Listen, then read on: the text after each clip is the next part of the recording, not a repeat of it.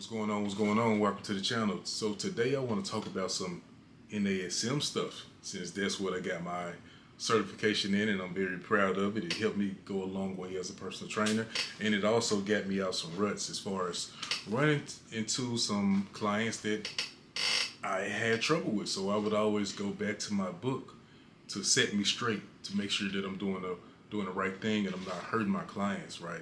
So if you're going to be a personal trainer, you know, you don't want to just exercise. We are trainers, right? So let's talk about the Corrective Exercise Continuum.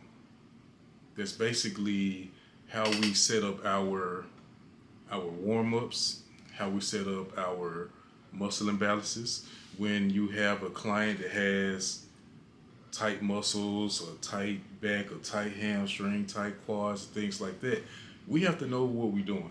So I want to talk about an anterior pelvic tilt as an example. So when we have a anterior pelvic tilt, that's basically when the low back arches, right? That's going to cause posture problems. That's going to cause problems while you're exercising. It's going to cause pain down the line if you keep it up, right?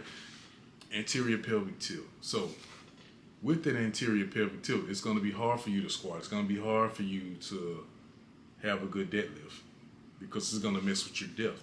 It's going to mess with your tight hips. Now, when we have what's APT, anterior pelvic tilt, our abdominals are weak, our lower back area is tight, our gluteus maximus is underactive, and our hip flexors are tight. How do we address this? So, first phase I'm going to go into is going to be inhibiting. Inhibiting is basically foam rolling, holding that pressure for 30 to 60 seconds. So when we are in a inhibiting phase of our corrective exercise, we are applying pressure to the overactive muscle. These muscles are tight, they're loud, they're doing too much within the body. The gluteus maximus is underactive, the abs are weak, the hip flexors are tight, they're overcompensating. And it's dangerous because overcompensating muscle can possibly pull muscles out of the joint and cause more pain. It's already causing pain with the posture that's already affecting your exercise movement. So we have to address that with a foam roll. We have to soften that in. Now, what's going on with a tight muscle is that the muscle spindles are causing the muscle to be short. The muscle spindles are the fibers within the muscle, and it's basically protecting the muscle from being strained again, or whatever that was going on that caused the body to lock up. One is we are applying pressure to that tissue.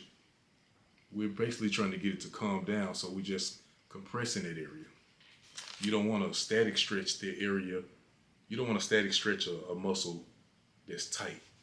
You want to wait, right? You want to strategically go into it with a foam roll first, or what we like to call myofascial release. This is breaking up the adhesions or the knots within the muscle and getting it to lengthen and calm down. What I'm doing in this video right now, I am foam rolling my hip flexors.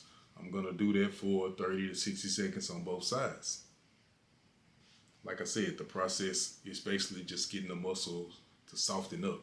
Okay, now that I got the muscles to soften up and the muscle spindles can slowly start to release and inhibit, now we go into a process of static stretching or lengthening. So what I'm doing is I am in a kneeling hip flexor exercise. So I got one knee up and I got the other knee on the ground. Now, to really lengthen that muscle, you can slightly tilt forward, and you can also contract those glutes, and you can really get a good lengthening in those hip flexors. Now, this stage is important because now we're talking about autogenic inhibition. We're getting the muscle spindles to inhibit, and we are getting the Golgi tendon to stimulate. We're taking the muscle to a point of tension, and we are lengthening that muscle. Now that we got the muscle to lengthen, we go on the other side of the joint. Now we want to activate those glutes. So now I'm doing a glute bridge, and I'm trying to get my glutes to fire. The hip flexors were overactive and tight, and the gluteus maximus and medius wasn't doing enough. So now I got to wake up those muscles. Now, if you want to go into more detail, you can go with a 4-2-2 tempo and really take time and really go into a controlled motion and really give that muscle a lot of attention, a lot of tension, so that you can really get a good contraction out of that muscle. Reciprocal inhibition. You know, that's where we want to be. Like, we want to make sure everything's firing on all cylinders. Now that we gave each muscle the attention, so we strengthen and we trying to get the underactive muscles to fire, and we softening up the tight muscles. Now we go into the last phase is going to be integrating. Now we are realigning our body. We are reinforcing this new alignment with the body, because first trying to compensate with that overactive muscle. Now that everything's in line and we gave everything the attention, we can go with a compound movement.